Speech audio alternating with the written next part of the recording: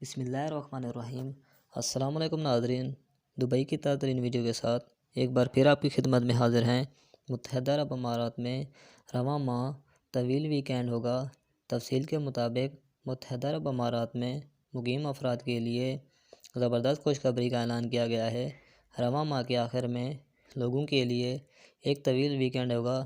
حکام کی جانب سے بتایا گیا ہے کہ 29 اکتوبر بروز جمعرات کو حضرت محمد صلی اللہ علیہ وسلم کا یوم پیدائش منایا جائے گا۔